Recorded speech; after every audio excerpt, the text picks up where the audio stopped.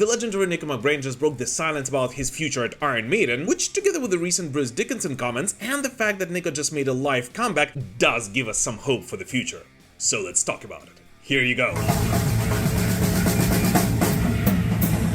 So first of all, the most important thing, in case you guys missed our latest Metal Digest, this week Nicko McBrain returned to his place behind the kit, giving the first live concert after the announcement of his departure from live touring together with Iron Maiden. And he did that with his, I guess now, main band, Titanium Tart. Which, by the way, in case you guys didn't know, is in no way a rebound thing, as Nicko has been playing Iron Maiden tunes with this band for several years now.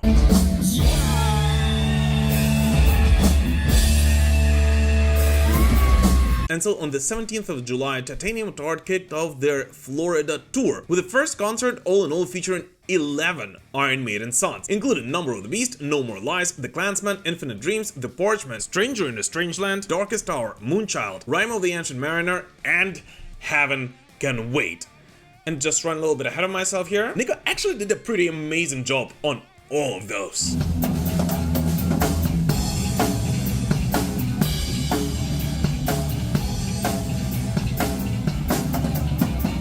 But the most interesting thing in this setlist is of course the fact that it features two songs which Iron Maiden never played before, and which of course is a no-go zone, as pretty much everyone knows that none of Iron Maiden members have a permission from Steve to perform any of the songs Iron Maiden never played live with any of their side projects. And Nicko McBrain of course does know that, as it was him who actually got in trouble with Steve for doing exactly that several years ago. Yet it looks like this time around Nicko actually doesn't care that much, which he did address with the crowd during that concert. They said, you're going to get into trouble with the band. Remember when we did Alexander the Great? We actually rehearsed it before we did it on the Future Past tour, right? And Harry got to hear about it and he went, what the kin hell are you doing there? We haven't actually played it live yet together as a band. Right? Well, who ain't in the band anymore? And that speech, both in its tone and its essence, actually does coincide quite a lot with a couple of comments he recently made to Eddie Trunk regarding his future at Iron Maiden, of which we will talk in a moment. He's going to give me a bollock and he's going to say, hey mate, you're still part of the family. You shouldn't be doing that before we play it. Well, too fucking bad, mate. But nevertheless, the most important thing is that Nicko is back.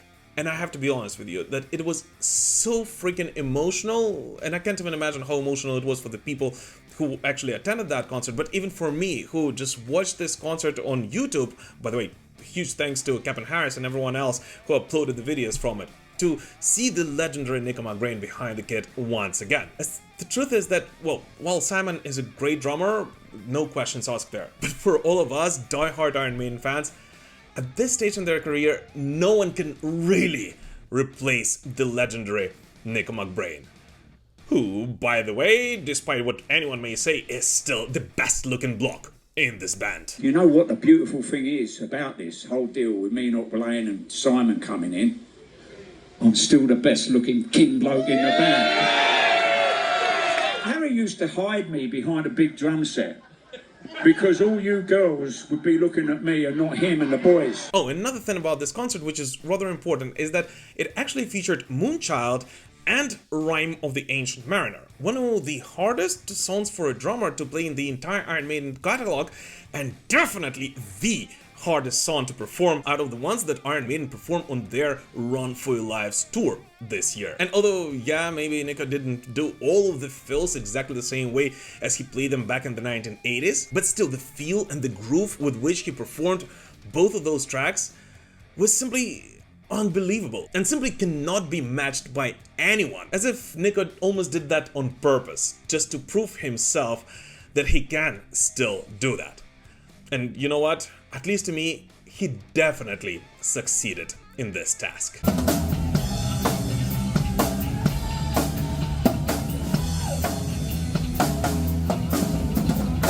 But at the same time, and by a rather interesting coincidence, Nicko McBrain's return to live performances was by far not the only Nicko McBrain and Iron Maiden related piece of news in the last couple of days. And first and foremost, both in his conversation to the crowd at that gig and during a recent interview he gave to Eddie Trunk, Nicko McBrain once again reiterated that he didn't really want to leave Iron Maiden. And not only that, he didn't really even want to stop doing live shows together with Iron Maiden. And the only thing he wanted, or rather needed to do, was slow down his traveling, which he kind of understood once and for all after really struggling during his last year's gig in Australia. There was a second night in Sydney, Australia, where it was probably one of the worst personally for me. But as we all know and understand, given the fact that Iron Maiden are kind of operating on 5-year plans, and they already did have quite massive plans for their 50th anniversary, and overall this band is showing no signs of them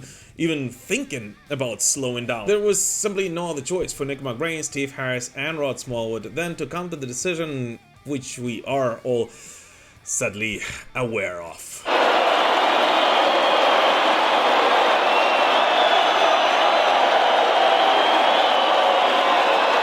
In addition to that, Nicko once again spoke about the whole fact that he still remains a part of the Iron Maiden family, and from now on he will be concentrating quite a lot on his work with Iron Maiden fan club, which, by the way, I simply love. And even more, now that he finally has some free time on his hands, he even promises to finish his long-anticipated and long time in the making autobiography, which according to him already has 21 chapters written, yet still there's quite a lot of work to do there. Actually, I've been writing a book for 10 freaking years. It's about time I finished it, you know.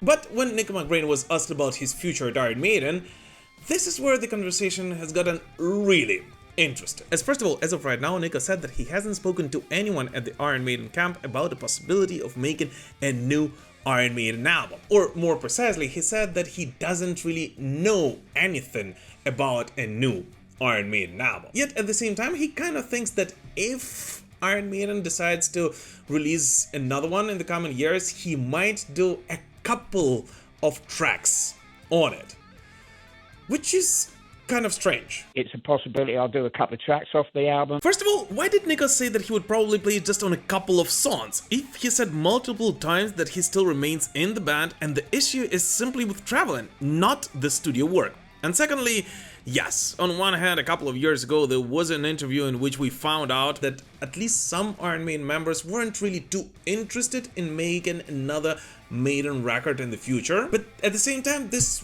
was several years ago, and we all know that Iron Maiden is the band that really likes to plan things for the future. And if we're being very honest, I simply cannot believe that they haven't spoken about a new album at all. No, seriously. So at least to me, and yes, I do know that it might be just my wishful thinking and I'm overthinking it way too much, but this comment actually looked much more like any other comments Iron Maiden members gave throughout the years in their attempt to not spoil any surprises for their fans. So who am I looking at? I'm looking over it. Hello, how you doing? All right. And what is even more interesting is that literally at the same time, Bruce Dickinson himself spoke about how great the Run For Your Lives tour is and how many more amazing shows they have in the future, most likely hinting at the new leg of the Run For Your Lives tour, which will be announced very soon. But at the same time, he also said that they have a lot of stuff ahead of them that he cannot really talk of at the moment, and if he does, the management would have to kill him for it. A lot more stuff ahead of us I can't talk about, except if I did, they'd have to kill me. Which on one hand, yes, sounds like a classic intriguing Bruce Dickinson, but at the same time, well, given Iron Maiden already announced a book, a documentary, and a bunch of other cool activities to celebrate their 50th anniversary, I actually wouldn't rule out a possibility of new music being a part of those festivities, although I don't really think that there is a slight chance that it will come out in the next year or so.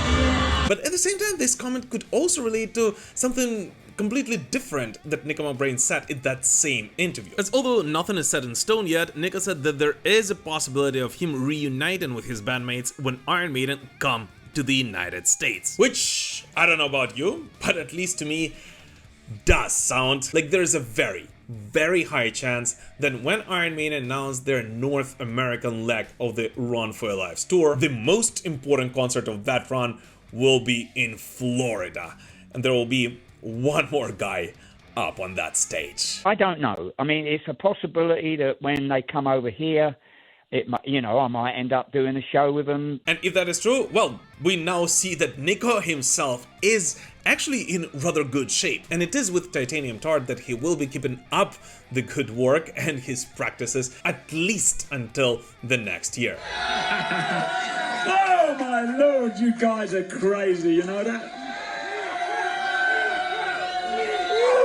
But anyways, what do you guys personally think about it? Is there a possibility of a new Iron Maiden album coming up in the next couple of years? And do you think Nicko McBrain will join Iron Maiden on stage in Florida? Please let us know in the comments. As always, thank you so much for watching this short video, guys, and we will prevail. Slava Ukraini!